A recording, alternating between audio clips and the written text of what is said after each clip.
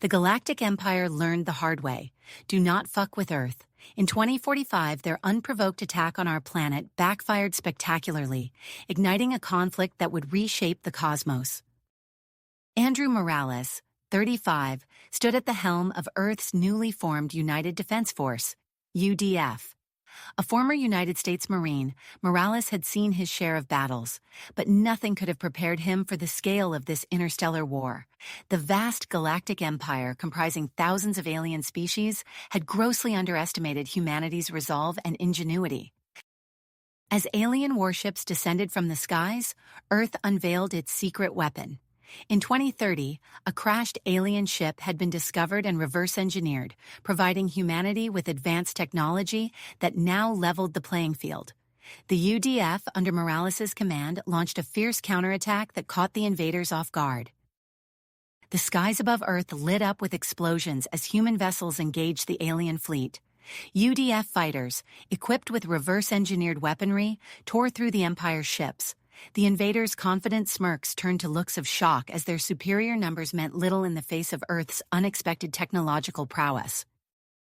As the battle raged, UDF ground forces captured hundreds of alien soldiers. Among the prisoners was Ren, a high-ranking Rakari military officer. Morales personally oversaw Ren's interrogation, extracting crucial intelligence about the Empire's structure, technology, and vulnerabilities. Armed with this knowledge, Morales devised a bold plan. The UDF would strike at the Empire's nearby outpost on Mars, a base the aliens had secretly established years earlier. Morales himself led the covert operation, guiding a team of Earth's finest soldiers to infiltrate and capture the Martian facility. The mission was a resounding success. Human forces seized control of the outpost, along with its treasure trove of advanced alien technology. This humiliating defeat sent shockwaves through the Galactic Empire, prompting an emergency session of their ruling council to reassess their strategy for conquering Earth. Meanwhile, Morales and his team delved into the captured base's computer systems. What they uncovered chilled them to the bone, plans for a massive invasion fleet already en route to the Sol system. The clock was ticking, and humanity's very existence hung in the balance. Morales knew they had to act fast. Earth needed to send a clear, unmistakable message to the Empire. His proposal was audacious: take the fight directly to the Empire's capital world. It would be a high-stakes gamble, aimed at demonstrating Earth's military might and forcing a diplomatic resolution before the invasion fleet arrived. As the UDF began preparations for this daring mission, Morales felt the weight of humanity's future on his shoulders.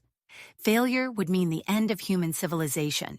But success would etch humanity's name among the stars, a force to be reckoned with in the galactic community. The stage was set for an epic confrontation. Humanity, once thought to be an easy conquest, now stood ready to challenge the Galactic Empire on its own turf.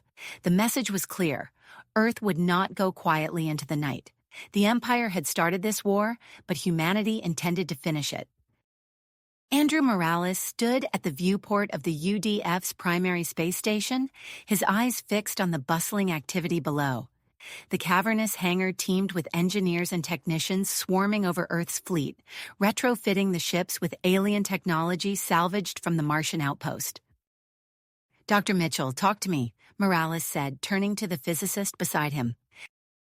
Dr. Elena Mitchell's eyes were rimmed with dark circles, evidence of countless sleepless nights.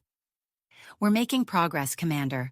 The reverse-engineered propulsion systems are exceeding our initial expectations, but we're not without challenges." As if on cue, a thunderous boom echoed through the station. Alarms blared as smoke billowed from one of the laboratories. Morales and Mitchell sprinted towards the source of the commotion. They arrived to find a scene of controlled chaos. Medics were already tending to injured researchers as fire suppression systems kicked in. "What happened?" Morales demanded. A soot-covered scientist coughed before responding. "Power surge in the alien reactor core. We pushed it too hard." Mitchell's face paled. "This setback could cost us days, maybe weeks." Morales gritted his teeth. "We don't have weeks. Make it work, Doctor. Whatever it takes." As Mitchell coordinated the cleanup and reassessed their timeline, Morales made his way to the training facilities. The special operations team he'd assembled was in the midst of a grueling simulation. Captain John Rodriguez led a squad through a holographic recreation of an alien cityscape. His movements were fluid and precise as he directed his team using hand signals. Beside him, Lieutenant Sarah Thompson's eyes darted from alien script to alien script, her lips moving silently as she decoded the foreign languages in real time. Morales observed their progress with a mixture of pride and concern. They were the best Earth had to offer, but would it be enough against an enemy with millennia of interstellar combat experience? His comm unit buzzed. "Commander, we need you in interrogation," came the voice of Michael Mitchell, head of UDF intelligence. In the sterile interrogation room, Ren, the captured Rakari officer, sat calmly at a table. Her alien features were impassive, but Morales had learned to read the subtle twitches of her antennae. "She's been feeding us information about the Empire's defensive networks," Mitchell reported, "but Johnson thinks it might be too good to be true. Could be leading us into a trap." Morales studied Ren carefully. "What do you think you're accomplishing here, Ren? Why help us?" Ren's multifaceted eyes fixed on Morales. "Your species has proven interesting. The Empire's leadership is flawed. Perhaps it's time for a change." "And you think we're the ones to bring about that change?" Morales pressed. "I think you're the catalyst," Ren replied cryptically. As Morales left the interrogation room, his mind raced. Could they trust Ren's information? The risk was enormous, but so was the potential payoff. His deliberations were interrupted by an incoming transmission. On the screen, the stern face of the Chinese premier appeared alongside other world leaders. "Commander Morales, the Security Council is divided," the U.S. president began. "Half of us believe we should launch an all-out assault on the Empire now, before their invasion fleet arrives. The others insist we pursue diplomatic channels." Morales took a deep breath. "With all due respect, Madam President, neither option is viable. We're not ready for a full-scale war, and the Empire has shown no interest in diplomacy. Our best chance is the mission we're preparing, a surgical strike at the heart of their power." The debate raged for hours. Morales found himself not just defending his military strategy, but fighting to keep Earth's response unified. In the end, he secured a fragile consensus, but the political pressure added another layer of complexity to an already daunting mission. Days blurred together as preparations intensified. Morales split his time between overseeing the fleet upgrades, drilling with the Special Operations Team, and analyzing intelligence reports. It was during one of these intelligence briefings that a new opportunity presented itself. "We've intercepted communications about a high-value target," Commander Mitchell reported. "Grand Admiral Zaxlor will be inspecting outposts in a nearby star system. It's a chance to capture a top-tier Empire official." Morales weighed the options. "If we move on this, we risk exposing our technological advancements. But having Zaxlor as a hostage could provide crucial leverage." After intense debate with his advisors, Morales made his decision. "Prepare a strike team. We're taking this chance." Captain Rodriguez led the raid on Zaxlor's convoy. Morales watched from the command center as the operation unfolded. Earth's ships, cloaked with reverse-engineered technology, ambushed the Empire vessels with ruthless efficiency. "Target acquired," Rodriguez's voice crackled over the comm. "Grand Admiral Zaxlor is in custody." A cheer went up in the command center, but Morales remained focused. "Well done, Captain. Now get our people out of there." As the strike team returned with their high-profile prisoner, Morales knew the die had been cast.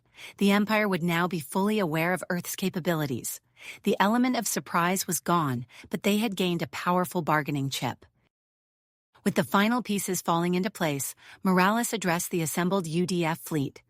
Thousands of faces looked up at him, a mix of grit and fear evident in their eyes. "Today, we embark on the most important mission in human history," Morales began. "We carry with us the hopes and fears of every person on Earth. The road ahead is uncertain, filled with dangers we can scarcely imagine. but we go forward not just as soldiers, but as representatives of our entire species. As Morales spoke, the massive hangar doors began to open, revealing the star-studded expanse of space. The fleet, gleaming with its integrated alien technology, stood ready. To the heart of the Empire, Morales concluded, for Earth. The ships began to launch one by one, venturing beyond the safety of Earth's orbit. As his own vessel prepared for departure, Morales took one last look at the blue marble of humanity's home. Everything, past, present, and future, hinged on what would happen next. With a final command, Morales' ship engaged its new faster-than-light drive.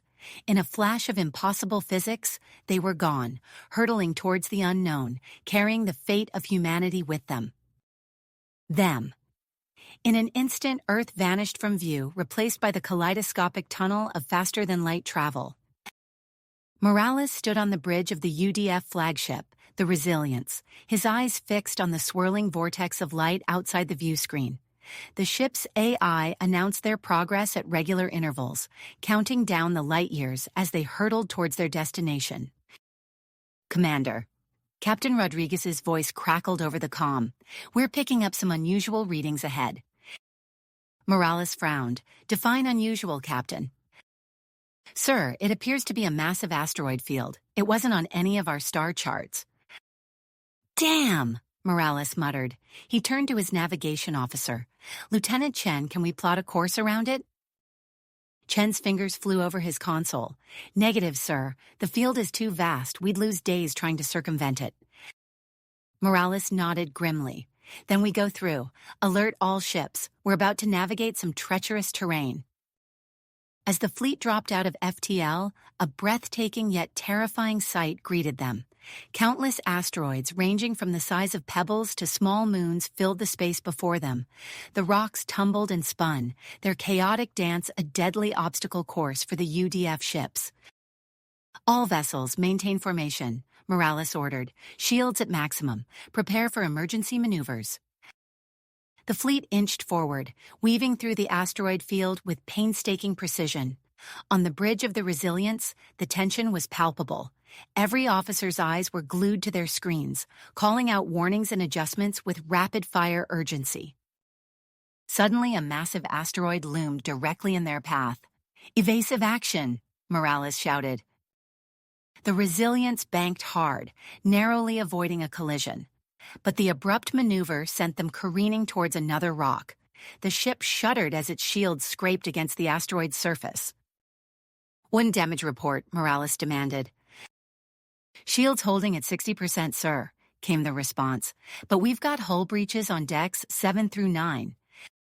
Similar reports flooded in from other ships in the fleet. The asteroids had taken their toll, leaving a trail of damaged vessels in their wake.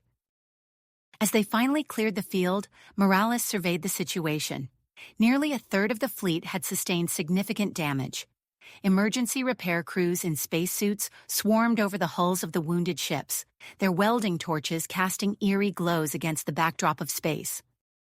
Morales made his way to the hangar bay, where Chief Engineer Marcus Wong was coordinating the repair efforts. The cavernous space was a hive of activity, with shuttles zipping back and forth between ships, ferrying supplies and personnel. "Talk to me, Wong," Morales said as he approached. "How bad is it?"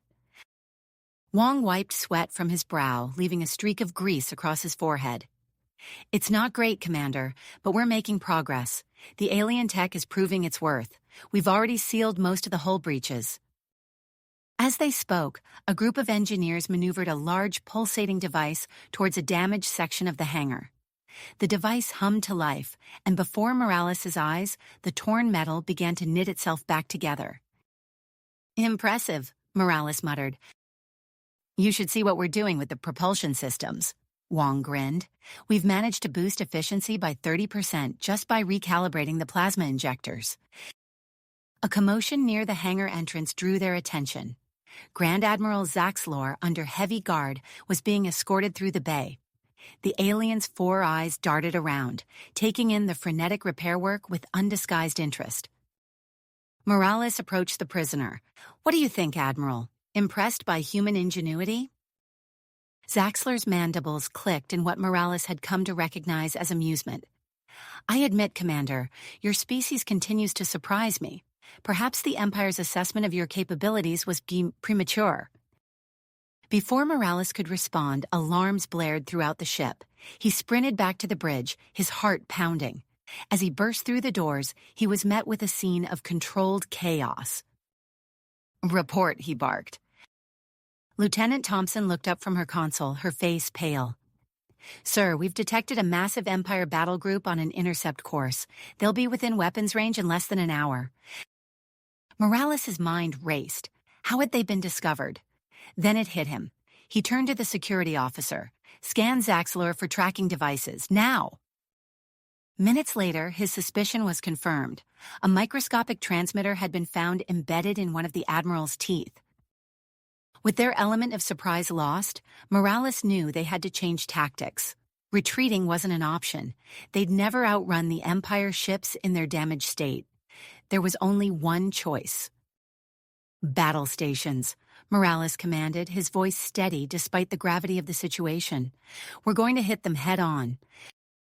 As the crew scrambled to prepare for combat, Morales outlined his strategy to his officers.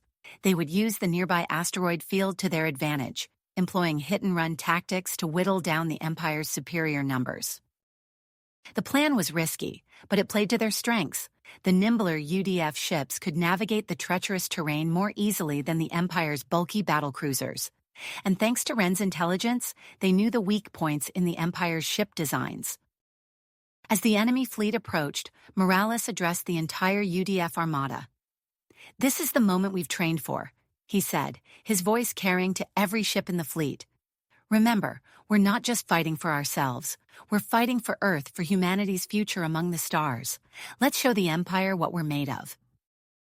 The space around them lit up as the first salvos were fired. Morales watched as Captain Rodriguez led a squadron of fighters on a daring attack run, weaving through asteroid debris to strike at the Empire ship's vulnerable engine nacelles. On the bridge of the Resilience, Lieutenant Thompson's eyes were fixed on her console, her lips moving silently as she decoded the Empire's communications in real time.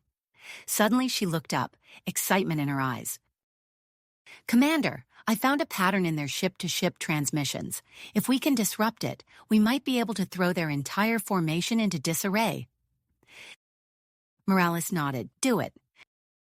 Thompson's fingers flew over her keyboard, inputting a complex series of commands. Moments later, the Empire fleet's synchronized movements began to falter. Meanwhile, in the bowels of the ship, Dr. Elena Mitchell and her team worked feverishly to push their adapted alien technology to its limits. Warning klaxons blared as they rerouted power, supercharging the Resilience's shields and weapons. The battle raged on, a deadly dance of beams, missiles, and explosions against the backdrop of tumbling asteroids. Despite being outnumbered, the UDF fleet was holding its own, their unconventional tactics keeping the Empire forces off balance. But Morales knew they needed a decisive blow to turn the tide. His eyes fixed on the Empire flagship, a massive behemoth at the center of the enemy formation. A plan formed in his mind, audacious and potentially suicidal. "Prepare a boarding party," he ordered. "We're taking the fight to them."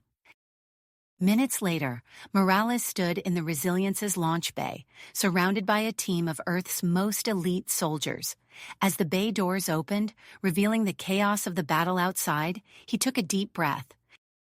"Let's make history," he said, and led the charge into the unknown. Void, their jetpacks flaring as they maneuvered towards the Empire flagship. As Morales and his team infiltrated the massive vessel, a new strategy was already unfolding across the battlefield. Back on the Resilience, Dr. Elena Mitchell activated a swarm of autonomous stealth drones, the culmination of months of intense development. "Releasing drones now," she reported, her voice tense with anticipation. "Initiating dispersal pattern alpha." The tiny machines, barely visible to the naked eye, streamed out from the UDF ships. They spread through the asteroid field and beyond, their advanced sensors gathering crucial data on the Empire fleet's movements and vulnerabilities. On the bridge, Lieutenant Sarah Thompson's eyes widened as she processed the incoming information. Commander, the drones are picking up massive troop movements. It looks like we've stumbled into the outskirts of their home system. Captain John Rodriguez, coordinating the fleet's offensive maneuvers, let out a low whistle. Talk about walking into the lion's den. Morales' voice crackled over the comm. Then we make the lion regret inviting us in. Implement Operation Blackout. Thompson nodded, her fingers flying over her console. The drone's secondary systems activated, flooding the Empire's communication channels with an overwhelming barrage of signal interference. Aboard the Empire flagship, Morales and his team fought their way through confused and disoriented crew members. Alarms blared, but the ship's internal communications were in chaos. "This way," Morales shouted, gesturing towards a heavily fortified door. "That has to be the bridge." As they prepared to breach, the ship lurched violently. Through a nearby viewport, Morales saw several UDF vessels executing precise attack runs on the flagship's weapon emplacements. The door exploded inward, and Morales led the charge onto the bridge. The Empire's commanding officers, caught in the midst of frantic damage control efforts, were quickly overwhelmed. "Secure the command systems," Morales ordered as his team rounded up prisoners. He approached the main communications array, Thompson's voice guiding him through his earpiece. "You're patched in, sir," she confirmed, broadcasting on all frequencies translated into every known Empire language. Morales took a deep breath, then began to speak. His voice echoed across the entire star system, reaching not just Empire military channels, but civilian frequencies as well. "This is Commander Andrew Morales of the United Defense Force of Earth. We come seeking justice for the unprovoked attack on our world, but we also come with an offer of peace. Your military has been outmaneuvered. Your defenses are compromised. We possess technologies that rival or surpass your own. We ask now for your immediate surrender and the opportunity to negotiate terms for a lasting peace between our civilizations." As Morales' words reverberated across the Empire's capital, the reaction was immediate and chaotic. The ruling council, caught completely off guard by the humans' audacious move, descended into panicked arguments. Capitalizing on the confusion, Captain Rodriguez initiated the next phase of their plan. His team, having covertly approached the Empire's central defense network, began their infiltration. "Deploying Wren's exploit packages now," Rodriguez reported, his voice low and focused. "Bypassing firewalls, we're in. Initiating shutdown of orbital defense platforms." Across the system, massive weapon installations began powering down, leaving the capital exposed. Simultaneously, Commander Michael Mitchell's intelligence team hijacked the Empire's propaganda networks. "Breakthrough achieved," Mitchell announced, broadcasting footage of our victory and the capture of Admirals Zaxler and Krastor. Now, throughout the Empire's territory, citizens watched in stunned disbelief as images of their vaunted military's defeat played on every screen. The Empire's forces attempted to rally, but their efforts were stymied at every turn. Ships lost contact with Central Command, defense systems failed to respond, and conflicting orders spread confusion through the ranks. Aboard the Resilience, Dr. Mitchell approached Morales with an urgent report. "Sir, the drones have detected a massive energy signature on one of the system's outer planets. It could be a superweapon facility."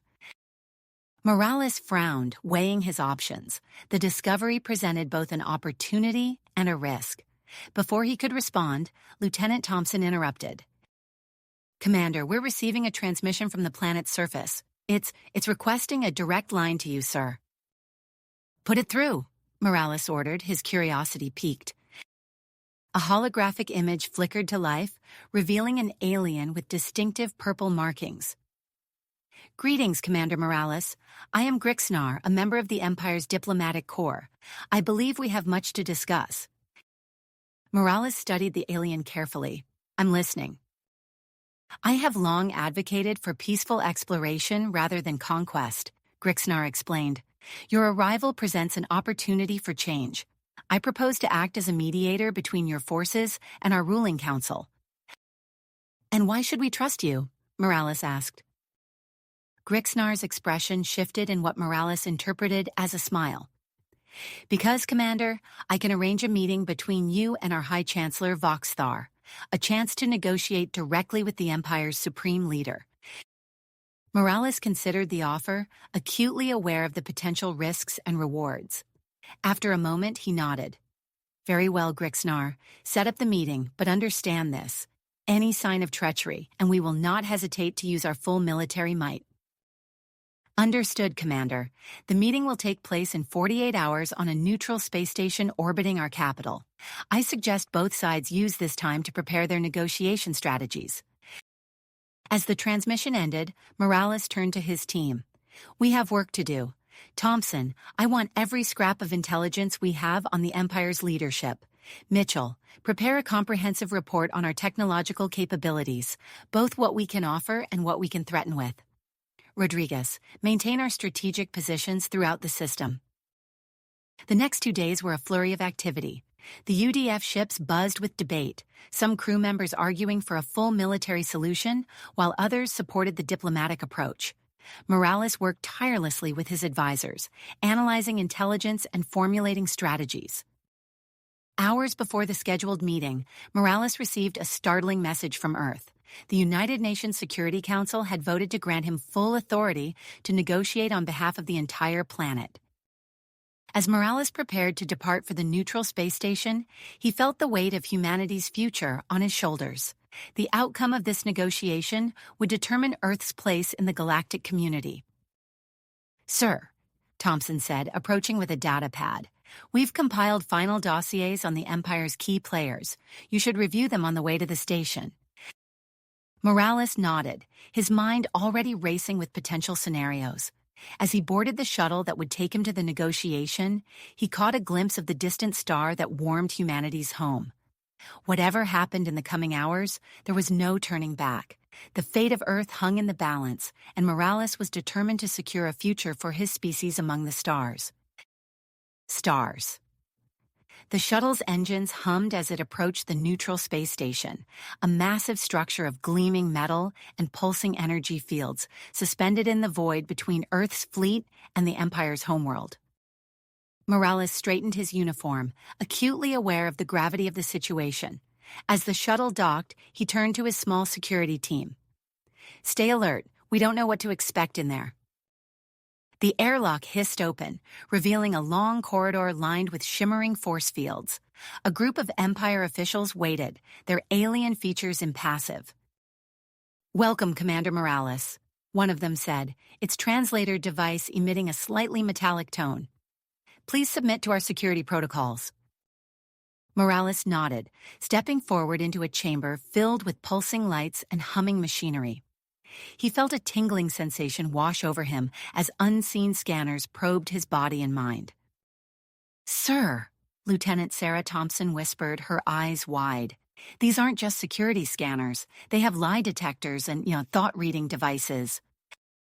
Morales' mind raced, quickly assessing the new challenge. Their carefully prepared negotiation strategies would need to be adapted on the fly. Any attempt at deception would be instantly detected. After clearing security, Morales and his team were led into a vast, circular chamber. The room was a marvel of alien engineering, with sections designed to accommodate various physiologies. Some areas were filled with thick, gelatinous fluid, while others crackled with hardly restrained energy fields. At the center stood High Chancellor Voxthar, a truly imposing figure. The alien leader towered over Morales, its 6 limbs moving with fluid grace. Iridescent scales shimmered across its body, changing color as it moved. Commander Morales. Voxthar's voice boomed, the translator struggling to convey the complex harmonics. You stand before us as an unexpected adversary. Speak your piece. Morales took a deep breath, knowing that every word needed to be carefully chosen. High Chancellor, esteemed members of the Empire, we come before you not as conquerors, but as potential allies. He launched into a carefully prepared presentation, outlining Earth's technological advancements and recent military successes. Holographic displays sprang to life around him, showcasing human innovations in propulsion, energy manipulation, and adaptive AI systems. We offer an exchange, Morales continued, our unique approach to problem-solving and technological development in return for peaceful coexistence and access to galactic trade routes. As he spoke, Morales could see the subtle shifts in Voxthar's posture and coloration. The High Chancellor's initial dismissiveness gradually gave way to curiosity, then growing interest. However, not all members of the Empire delegation shared this sentiment. A group of military officials, their uniforms adorned with symbols of high rank, watched with barely concealed hostility. You expect us to believe that a primitive species like yours could offer anything of value? One of them snarled, mandibles clicking in agitation. Before Morales could respond, alarms blared throughout the station. A harried Empire technician burst into the chamber, tentacles writhing in distress. High Chancellor, we have an emergency transmission from the Zarkol facility. The atmosphere in the room instantly shifted. Morales recognized the name. It was the secret Empire installation housing superweapons that his team had discovered earlier. A holographic display materialized, showing a massive facility racked by explosions and radiation surges. The chief scientist, his exoskeleton cracked and leaking fluid, spoke urgently. The containment systems are failing. We can't stabilize the reaction. If we don't get it under control, the resulting explosion will destabilize the entire star system. Morales saw an opportunity and seized it. High Chancellor, we can help. My chief scientist, Dr. Elena Mitchell, has extensive experience with volatile alien technologies. Let us assist you in averting this catastrophe. Voxthar's eyes narrowed, assessing Morales. After a tense moment, the alien leader nodded. Very well, Commander, but know this. If this is some form of deception, the consequences will be severe. Within minutes, Morales, Dr. Mitchell, and a mixed team of human and Empire experts were aboard a high-speed transport, racing towards the Zarkol facility. As they approached, the true scale of the disaster became apparent. Massive energy discharges lashed out from the installation, warping the very fabric of space around it. Our stabilization protocols are failing, an Empire scientist explained, his multiple eyes blinking rapidly in distress. The quantum resonance cascade is accelerating beyond our ability to contain it. Dr. Mitchell studied the facility's schematics, her mind working furiously. We need to invert the polarity of the containment field, she said. It's counterintuitive, but it should create a feedback loop that will dampen the cascade effect. The Empire scientists looked skeptical, but with time running out, they had no choice but to trust her. As Morales coordinated the evacuation of non-essential personnel, Dr. Mitchell led a team deep into the heart of the failing facility. Radiation alarms screamed as they worked, reconfiguring systems and rerouting power. Empire and human personnel worked side by side, the urgency of the situation overriding any lingering mistrust. Initiating field inversion now, Dr. Mitchell called out, her fingers flying over an alien control panel. For a heart-stopping moment, nothing seemed to change. Then gradually, the violent energy discharges began to subside. The facility's structure groaned and creaked but held. As the crisis passed, Morales could see the looks of grudging respect on the faces of the Empire scientists. Dr. Mitchell's unorthodox solution had saved not just the facility, but potentially the entire star system. News of the averted catastrophe spread quickly. By the time Morales and his team returned to the negotiation station, the political landscape had shifted dramatically. Empire citizens, who had only known humans through military propaganda, were now seeing images of Earth's representatives working alongside their own people to prevent disaster. High Chancellor Voxthar greeted Morales with a gesture that the translator interpreted as deep respect. Commander, your people have proven themselves to be surprising. Perhaps there is more to discuss than we initially thought. As negotiations resumed, Morales could sense a new openness from the Empire delegation. He pressed forward, outlining a comprehensive plan for cooperation between their civilizations. Joint scientific ventures, cultural exchanges, even the gradual integration of Earth into the broader galactic community, all were on the table. However, not everyone was pleased with this turn of events.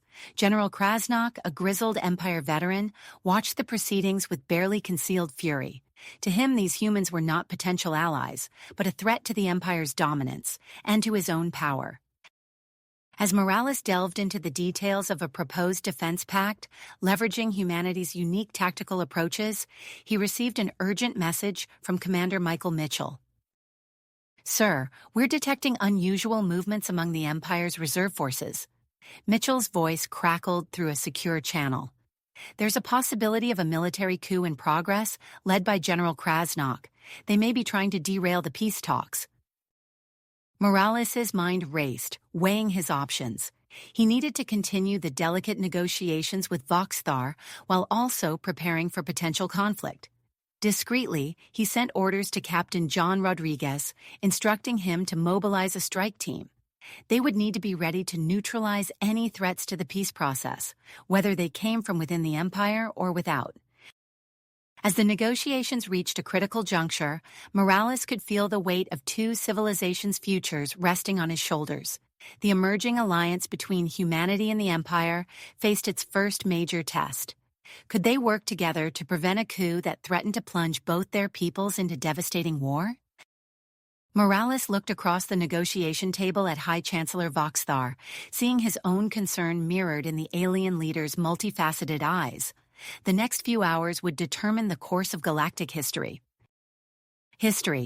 Morales tapped a discreet command into his wrist communicator, signaling Captain Rodriguez to proceed with their contingency plan. "High Chancellor," Morales said, his voice steady despite the tension coiling in his gut. "I believe we have a situation that requires our immediate attention." Voxthar's scales shimmered, a ripple of concern visible even to human eyes. "Explain, Commander." Morales activated a holographic display showing a real-time map of the Empire's capital planet and key orbital installations. Red indicators blinked ominously across the projection. "We have credible intelligence suggesting that General Krasnok is attempting to stage a military coup," Morales said, his words causing a stir among the Empire delegation. "His forces are mobilizing as we speak." Voxthar's eyes narrowed, multiple pupils contracting in what Morales had come to recognize as a sign of intense focus. "How did you come by this information, human?" "With respect, High Chancellor, that's not the most pressing issue at the moment," Morales replied, his tone carefully modulated. "What matters is that we have an opportunity to prevent a catastrophe that could derail everything we've been working towards." As if on cue, alarms blared throughout the station. An Empire communications officer burst into the chamber, mandibles clicking rapidly. "High Chancellor, we're receiving reports of unauthorized troop movements and weapons activations across multiple sectors." Voxthar turned back to Morales, his earlier suspicion replaced by a grudging respect. "It seems your intelligence was accurate, Commander. What do you propose?" Morales didn't hesitate. "A joint operation. My forces are already in position to assist, but we'll need access to your internal security networks to coordinate effectively." For a moment, the chamber was silent, save for the persistent wail of the alarms. Then Voxthar nodded, his scales shifting to a deep, resolute blue. "Granted, let us show these separatists the true strength of our newfound alliance." With Voxthar's authorization, Morales quickly established a secure link with Commander Mitchell. The holographic display expanded, now showing a complex web of Empire defense systems interfilled with UDF stealth drone positions. "Mitchell, initiate Operation Thunderbolt," Morales ordered. "Coordinate with the Empire's loyalist forces. Priority is to neutralize the Separatists' command and control capabilities." "Understood, sir." Mitchell's voice crackled through the comm. "Rodriguez's team is in position, commencing cyber attack now." On the display, countless pinpricks of light representing the Separatists' communication nodes began to wink out. Voxthar watched with a mix of astonishment and approval as the Human Empire joint operation unfolded. Impressive, the High Chancellor murmured. Your species continues to surprise us, Commander Morales. Before Morales could respond, the station shook violently. Outside the massive viewports, space itself seemed to ripple as energy weapons fire erupted between Loyalist and Separatist ships. Sir, Lieutenant Thompson called out, her fingers flying over a control panel. General Krasnok's forces have seized control of several orbital defense platforms. They're targeting the station. Morales turned to Voxthar, his expression grim. High Chancellor, we need to move to a secure location. The success of our alliance may depend on our survival. As they hurried through the station's winding corridors, escorted by a mixed detachment of human and Empire security forces, Morales continued to direct the battle through his wrist communicator. Rodriguez, status report, he barked. We've successfully disabled the main Separatist command center in the capital, Rodriguez replied, the sound of weapons fire audible in the background. But Krasnok wasn't there. Intel suggests he's trying to flee the system. Morales cursed under his breath. Mitchell, do you have a lock on Krasnok's ship? Affirmative, sir, Mitchell responded. It's a heavily armed warship currently breaking orbit. Our drones are tracking its trajectory. They reached a reinforced command center deep within the station's core. As soon as the blast doors sealed behind them, Morales turned to Voxthar.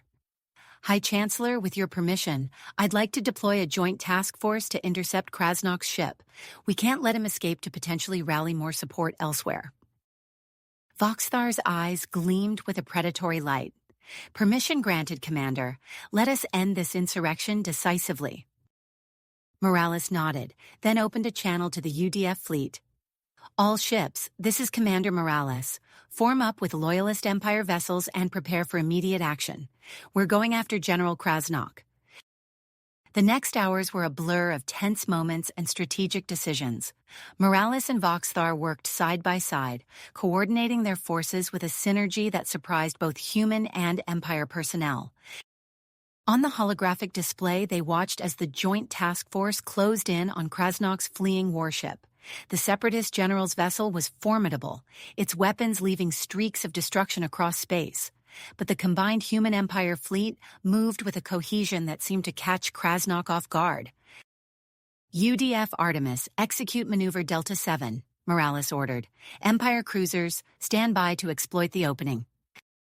The human ship darted forward, its advanced propulsion systems allowing it to dance through Krasnok's defensive fire.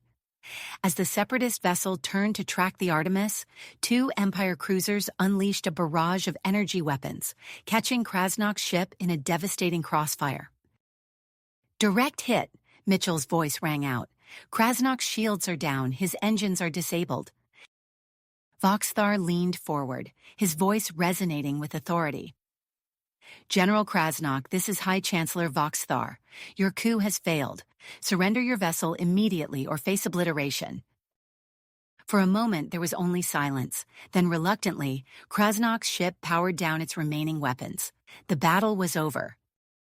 As reports flooded in from across the Empire's territories, confirming the defeat of Separatist forces, Morales felt a wave of relief wash over him. He turned to Voxthar, seeing his own mix of exhaustion and satisfaction mirrored in the alien leader's posture. It seems, Commander Morales, Voxthar said, his scales shifting to a warm golden hue, that our alliance has been tested by fire and emerged stronger for it. Morales nodded, allowing himself a small smile. Indeed, High Chancellor. Perhaps now we can return to our negotiations with a newfound understanding of what we can accomplish together. As they prepared to leave the command center and face the aftermath of the failed coup, Morales couldn't help but feel a sense of anticipation. The galaxy was changing, and humanity's role in it was expanding in ways he had never imagined. The challenges ahead were numerous, but for the first time since their fateful first contact, the future seemed bright with possibility. Possibility of a brighter future. As Morales and Voxthar emerged from the command center, they were greeted by a flurry of activity. Empire officials rushed to and fro, coordinating cleanup efforts and assessing the damage caused by the failed coup. The station's corridors buzzed with a mix of tension and relief. "Commander," Voxthar said, his scales now a contemplative shade of blue-green, "I believe it would be wise to reconvene our negotiations on more stable ground. Perhaps you would do us the honor of continuing our talks on the capital planet." Morales nodded, recognizing the strategic implications of such a move. "I agree, High Chancellor. It would send a powerful message about the strength of our emerging alliance." Within hours, Morales found himself descending through the atmosphere of the Empire's capital world. The planet's twin suns cast a golden glow across a landscape of towering crystalline structures and winding canals of an iridescent liquid he couldn't identify. As their shuttle approached a massive, cathedral-like building at the heart of the capital, Morales couldn't help but feel a sense of awe at the alien grandeur. The Grand Assembly Hall was a marvel of engineering and artistry. Vaulted ceilings stretched impossibly high, supported by columns that seemed to be made of living, pulsating light. Representatives from various species filled the tiered seating, their diverse forms a testament to the Empire's reach across the galaxy. Morales took his place at a circular table in the center of the hall, facing High Chancellor Voxthar and his advisors. The weight of the moment was not lost on him. Humanity's future in the stars would be decided here. "Let us resume our negotiations," Voxthar announced, his voice carrying easily through the vast chamber. "Recent events have proven the value of cooperation between our peoples. It is time to formalize our alliance." Over the next several hours, Morales presented Earth's proposal for integration into the galactic community. He emphasized humanity's adaptability, their unique problem-solving skills, and their eagerness to contribute to the greater good of the galaxy. "Earth seeks representation on the Galactic Council," Morales stated, his voice steady and confident. "We believe our perspective could provide valuable insights in shaping galactic policy." Voxthar's advisors chittered amongst themselves, but the High Chancellor silenced them with a gesture. "An ambitious request, Commander, yet given your people's recent contributions, not an unreasonable one. Continue." Morales outlined plans for scientific collaboration, joint military exercises, and economic integration. Each point was met with intense discussion and debate, but Morales could sense a growing acceptance among the Empire delegation. As the talks progressed, Morales noticed a commotion near the entrance of the hall. A group of new arrivals was causing a stir among the assembled representatives.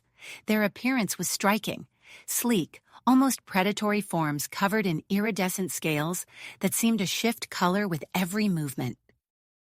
High Chancellor Voxthar's posture stiffened, his scales darkening to a deep purple.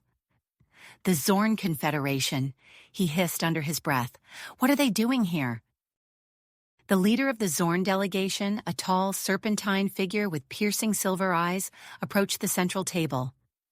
"I am Ambassador Kraltex," he announced, his voice a melodious yet unsettling series of clicks and whistles that the translation devices struggled to keep up with. "We have come to observe these most interesting negotiations." Morales could feel the tension in the room ratchet up several notches. The rivalry between the Empire and the Zorn Confederation was clearly deep-seated and complex. He realized that the delicate balance he had been working towards was now at risk. Taking a deep breath, Morales made a split-second decision that he hoped wouldn't backfire spectacularly. "Ambassador Kraltex," he said, standing to face the Zorn representative, "on behalf of Earth, I welcome you to these proceedings. In fact, your arrival is quite fortuitous." Both Voxthar and Kraltex turned to look at him, their expressions a mix of surprise and suspicion. "I propose," Morales continued, his heart racing but his voice steady, "that we expand our discussions to include the Zorn Confederation. A trilateral agreement between Earth, the Empire, and the Zorn could ensure lasting peace and prosperity for all our peoples." The assembly hall erupted into a cacophony of voices, each species reacting to this unexpected proposal in their own way. Voxthar's scales rippled with a kaleidoscope of colors, while Kraltex's silver eyes narrowed to slits. "A bold proposal, human," Kraltex said, his translator struggling to convey the complex emotions in his voice. But what could your young species possibly offer to make such an alliance worthwhile? Morales smiled, knowing he was about to play his ace. How about a solution to the resource scarcity that has fueled conflicts between your peoples for generations? He activated a holographic display showing schematics for a revolutionary clean energy source. This technology, developed by our top scientist, Dr. Elena Mitchell, has the potential to provide unlimited, clean energy to worlds across the galaxy. The reaction was immediate. Both Empire and Zorn representatives leaned in, their eyes fixed on the rotating hologram. Morales could almost see the calculations running through their minds, assessing the impact such technology could have on their civilizations. An impressive claim, Ambassador Kraltek said, his voice tinged with both skepticism and interest. But claims are easily made. Can you provide proof of this technology's effectiveness? Morales nodded, having anticipated this question. Of course, we propose a demonstration on a nearby uninhabited moon. Dr. Mitchell and her team can have a prototype set up within days. High Chancellor Vox Thar, who had been uncharacteristically quiet, finally spoke. This is unexpected, Commander Morales. Such a demonstration would require significant security measures. Agreed, Morales said. I suggest we work together, all three of our peoples, to ensure the safety and success of this demonstration. It could be the first step in our new alliance. As the assembly hall buzzed with excited and nervous energy, Morales could see the wheels turning in both Voxthar's and Kraltek's minds. The potential benefits of this alliance were enormous, but so were the risks. Very well, Voxthar said at last. We will proceed with this demonstration. But know this, Commander Morales, the eyes of the galaxy will be upon us. The consequences of failure would be severe. Morales nodded, feeling the weight of responsibility settle on his shoulders. As he began coordinating with his team to prepare for the demonstration, he couldn't shake the feeling that this was just the beginning of a much larger challenge. The future of humanity's place in the galaxy hung in the balance, and the real work was only just beginning. The real work was only just starting. As Morales coordinated the final details of the energy demonstration with his team, a flurry of activity erupted on the bridge of the UDF flagship. Captain Rodriguez's voice cut through the commotion. Commander, we've detected an anomaly approaching the demonstration site. It's not registering on our standard sensors. Morales rushed to the main display, his eyes narrowing as he studied the readout. A faint distortion was barely visible against the backdrop of space, moving with purpose toward the uninhabited moon. A cloaking device, Morales muttered. He straightened, his voice carrying the full weight of command. Captain Rodriguez, intercept that vessel immediately. Commander Mitchell, redirect any nearby UDF ships to our position for support. The bridge erupted into a flurry of coordinated action. Rodriguez's skilled piloting maneuvered their ship on an intercept course, while Mitchell's fingers danced across her console, sending encrypted messages to the UDF fleet. As they closed in on the anomaly, Morales watched the tactical display with suspenseful pause. The mysterious craft, now cornered by the converging human forces, seemed to hesitate. Then, in a shimmer of energy, it decloaked. The vessel that materialized before them was unlike anything Morales had ever seen. Its sleek, almost organic design defied conventional engineering principles. The hull seemed to absorb light rather than reflect it, giving the ship an otherworldly appearance. Open a channel, Morales ordered, his voice steady despite the tension thrumming through his body. Before he could speak, the alien vessel transmitted a message. A melodious, multi-toned voice filled the bridge. Greetings, humans of Earth. We are the Arkari. We come in peace and with great interest in your endeavors. A collective gasp rippled through the bridge crew. The Arkari were thought to be nothing more than a myth, a tale told by deep space explorers of a highly advanced race that watched over the galaxy. Morales composed himself quickly. I am Commander Andrew Morales of Earth. We welcome you, but I must ask your intentions. Your arrival at this sensitive time raises concerns. The Arkari voice responded with a hint of amusement. We understand your caution, Commander. For millennia, we have observed the ebb and flow of galactic affairs, intervening only when necessary to prevent catastrophic conflicts. Your efforts to forge a trilateral alliance have piqued our interest. We offer our services as neutral mediators for your negotiations. Morales' mind raced, weighing the potential benefits and risks of this unexpected development. The Arcari's legendary status could lend immense credibility to the alliance, but their true motives remained unknown. After a moment's consideration, Morales made his decision. We accept your offer of mediation, Arcari, though we maintain our right to proceed cautiously. Your presence at the energy demonstration would be welcome, as representatives of a neutral party. With the diplomatic crisis averted, Morales turned his attention back to the demonstration. Dr. Elena Mitchell's team had worked tirelessly to set up the prototype on the moon's surface. As the assembled delegates from the Empire, Zorn Confederation, and now the Arcari watched, Mitchell activated the device. The effect was immediate and awe-inspiring. The barren, gray surface of the moon began to glow with a soft, pulsating light. Streams of energy coursed across its surface, forming intricate patterns visible even from orbit. The assembled ship's sensors registered a rapid stabilization of the moon's atmosphere, hinting at the technology's terraforming potential. Ambassador Kraltex of the Zorn Confederation was the first to break the stunned silence. "Impossible," he whispered, his silver eyes wide with amazement. "To harness such power, to reshape a world, this changes everything." High Chancellor Voxthar's scales rippled with a complex array of colors, betraying his mix of emotions. "It seems," he said slowly, "that we may have underestimated the human's capabilities. This technology could indeed end resource conflicts across the galaxy." Morales allowed himself a small smile before addressing the gathered representatives. "This demonstration is just the beginning. With cooperation between our species, we can usher in an era of unprecedented peace and prosperity. I propose we begin formal negotiations for a comprehensive alliance immediately." With the Arcari's guidance, marathon negotiation sessions began. Morales found himself at the center of a whirlwind of diplomatic maneuvering, technological exchange, and cultural bridging. The Arcari's vast knowledge and impartial stance proved invaluable in smoothing over centuries-old grievances between the Empire and the Zorn Confederation. Days blurred into weeks as the details of the Galactic Concordat took shape. The agreement would establish a joint council with representatives from Earth, the Empire, the Zorn Confederation, and other sentient species, with the Arcari serving as impartial advisors. It was a delicate balance of power, responsibility, and mutual benefit.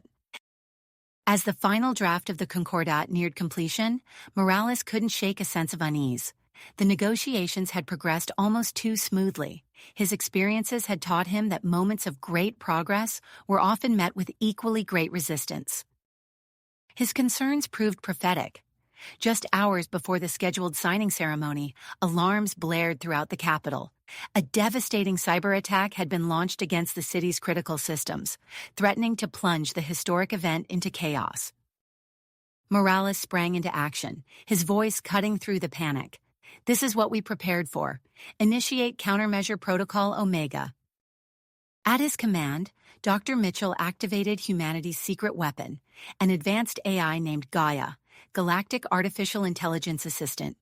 Developed in secret alongside the Clean Energy Project, Gaia represented the pinnacle of human AI technology. The AI's response was swift and decisive. Within moments, the cyber attack was not only halted but turned back upon itself. Gaia traced the origin of the attack, revealing a coalition of hardliners from multiple factions, including Earth, who sought to derail the alliance. As security forces moved to apprehend the saboteurs, Morales addressed the shaken delegates. "This attack was not just against our systems, but against the future we are building together. Let our response be not one of fear or retaliation, but of unity. We will sign this concordat and show the galaxy that our alliance cannot be shaken by those who cling to the conflicts of the past." His words seemed to rally the assembled representatives. With rekindled dedication, they proceeded to the signing ceremony. In a vast chamber broadcast across the galaxy, Morales, Voxthar, Kraltex, and representatives from a dozen other species put their marks on the historic document. As the final signature was placed, a coordinated display began outside. Ships from all member species, including Earth's vessels, formed a massive synchronized flight pattern above the capital. The formation shifted and flowed, creating breathtaking three-dimensional shapes that symbolized unity, strength, and hope. Morales stood at the window, watching the display with a mix of pride and humility. Earth had come so far in such a short time, from near conquest to a central player in galactic affairs. As he turned back to face the assembled delegates, he knew that this was not an end, but a beginning. The real work of building a united galaxy was just starting, and humanity would be at the forefront of that monumental task. You have reached the end of the story. If you enjoyed this story and want to support us, please leave a like and subscribe to our channel, and for every comment that says 88, I will heart every single one of them. Thank you for your time.